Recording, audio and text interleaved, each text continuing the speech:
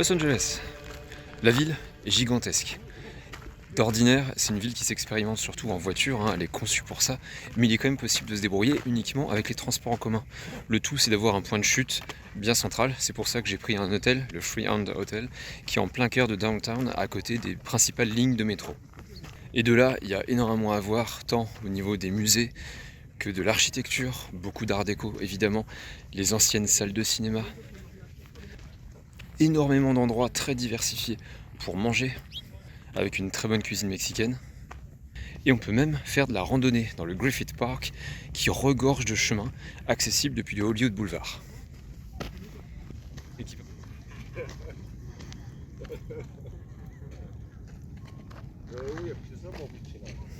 Et qui permettent notamment d'accéder au magnifique Griffith Observatory, un observatoire art déco qui offre des vues spectaculaires sur Los Angeles. Los Angeles aussi, de par son côté très étendu, a une grande diversité d'ambiances. Il y a un quartier thaïlandais, chinois, japonais, le quartier financier avec Downtown et ses gratte-ciel, et Santa Monica avec ses gigantesques plages donnant sur le Pacifique.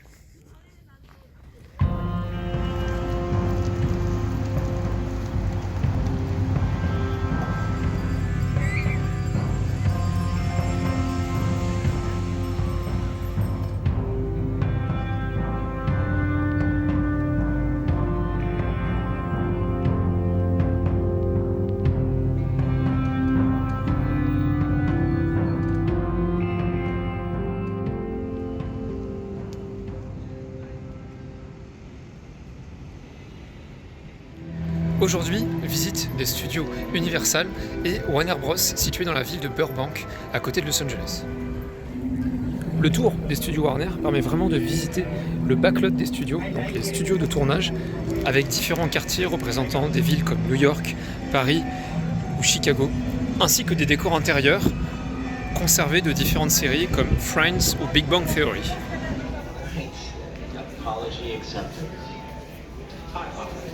Et aussi une vaste galerie de costumes et d'accessoires.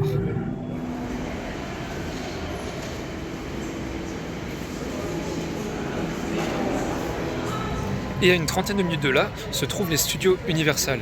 À l'inverse d'Universal Orlando, là ce sont de vrais studios dont un tour et des attractions ont été aménagés après coup pour satisfaire la curiosité des amateurs de cinéma. Et on y retrouve un certain nombre d'attractions sur Harry Potter, Jurassic Park,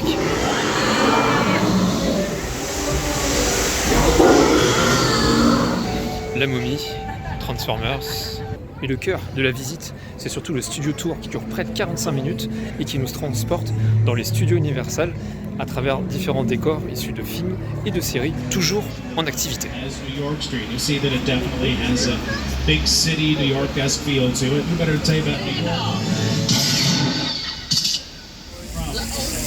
Mudslide or flash flood, so we need to be mindful of the amount of rain that too much rain, it's flash flood time. Water gets close, look out.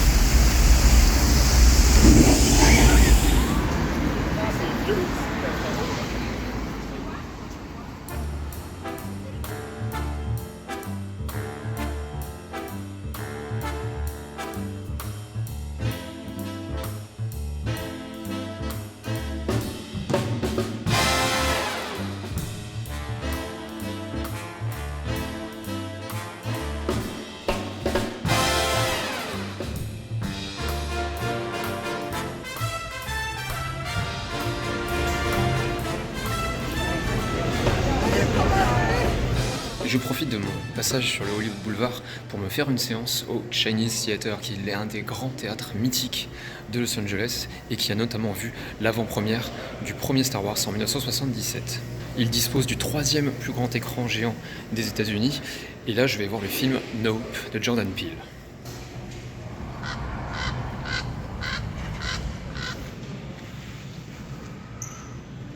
Et après cette très dense semaine ensoleillée à Los Angeles, départ d'Union Station, magnifique gare art déco, pour Santa Barbara, qui se situe à 2h30 d'ici, en train, et je vais notamment longer la côte Pacifique.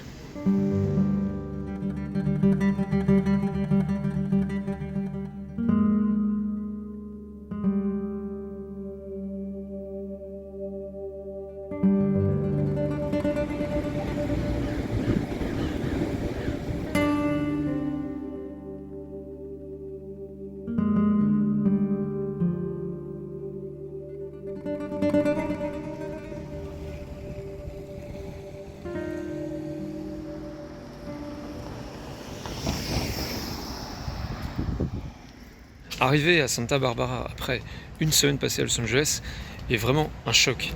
La ville est beaucoup plus petite et surtout extrêmement propre. Il faut dire aussi que la ville est particulièrement fortunée de par ses résidents et c'est aussi une ville de bord de mer, balnéaire, donc très touristique. Il y a énormément de végétation, les parcs sont très soignés et l'architecture, elle, chaleureuse, est de style Spanish Revival ou Mission Revival, héritée de l'architecture coloniale espagnole.